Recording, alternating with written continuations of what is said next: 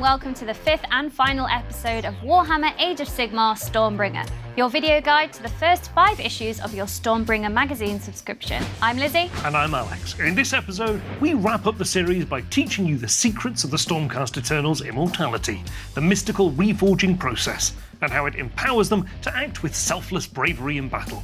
You'll also be adding a Praetor Prime to your collection, a brand new model released exclusively for Stormbringer magazine. This miniature is different in more ways than one. It requires a different method of construction than the one you're used to so far, and will guide you through all of it in a step-by-step tutorial.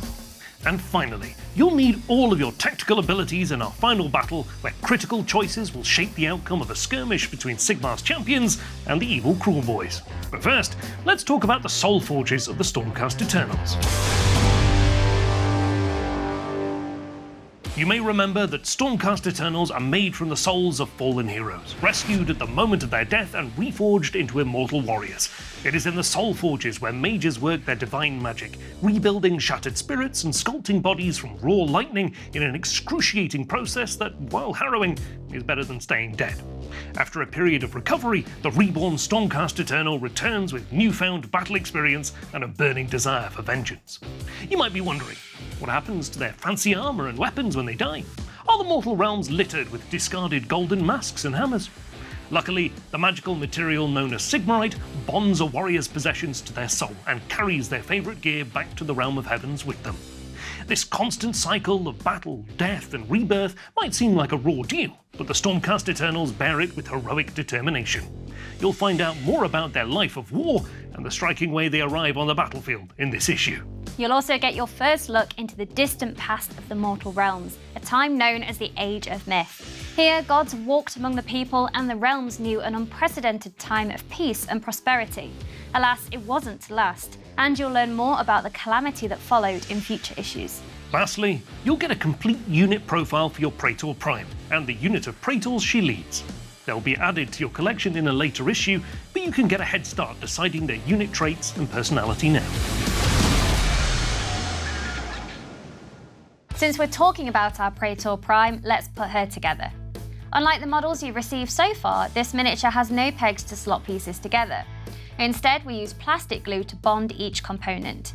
This is the usual way Warhammer Age of Sigmar models are assembled, so it's a good skill set to learn. First, you'll need glue. The Citadel plastic glue you receive as one of your subscriber gifts is perfect for the job, and comes with a precision applicator to make sure you don't get it everywhere. Plastic glue works by melting the surfaces of 2 pieces and effectively welding them together, forming a very strong bond once dry. Due to the way it works, it's important to avoid spilling any on detailed parts of the model. Keep a few sheets of paper towel handy to soak up any excess that's in danger of running, and with care and attention you'll have nothing to worry about. Take your clippers and cut out each part of the model, taking special care on thin sections like the halberd's banner. Then assemble the body as shown in the instructions, putting just a small amount of glue on the surfaces marked in yellow. You can always add more if it's not enough, but too much can be hard to deal with. Then press the parts together firmly for a few seconds until they stay in one piece. It takes a few minutes for plastic glue to dry and several hours for it to reach its full strength. So for now, be gentle with the model while handling it. Otherwise, the build process is largely the same as your other miniatures. Avoid putting pressure on fragile parts, make sure every component fits without gaps, and keep referring to the instructions to avoid mistakes. You'll have your Praetor Prime ready in no time.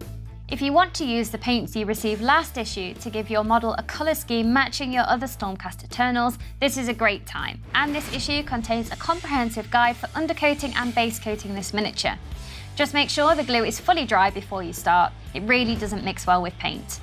And here we are, one Praetor Prime ready to crack some Cruel Boy skulls with her whopping great halberd. Now, if only there was another person around to battle with. A battle, you say? I think it's high time we learned something new. Absolutely. Warhammer Age of Sigmar is a game of constant tactical decisions. Choosing who gets to swing first can be critically important, as models with high damage and low durability want to dish out as many wounds as possible before they are attacked back.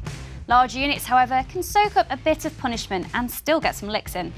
In a deadly choice, those decisions will be in your hands. First, lay out the battle mat as shown in the diagram, with each multi-model unit facing the enemy hero. then move them into the centre of the board as before. The Cruel Boys get to choose which of their units they want to attack with first. I'm going to pick my killer boss, as he's a bit less durable than a whole unit of gut rippers. And it paid off. 2 Vindictors have fallen to his boss hacker, and it looks like he'll have no trouble finishing off the rest. Ugh, curses! I was hoping the Sigmarite armour would hold out. I'd love nothing more than to get back at the fiendish killer boss right now, but my Praetor Prime only has 3 wounds to stand up against 20 incoming attacks. We need to cut down as many of those gut rippers as possible to improve our chances, and with 3 attacks, each with damage 2, I'm in with a shot. But will it be enough? Continue the scenario on your own and see how your decisions affect the outcome of the battle.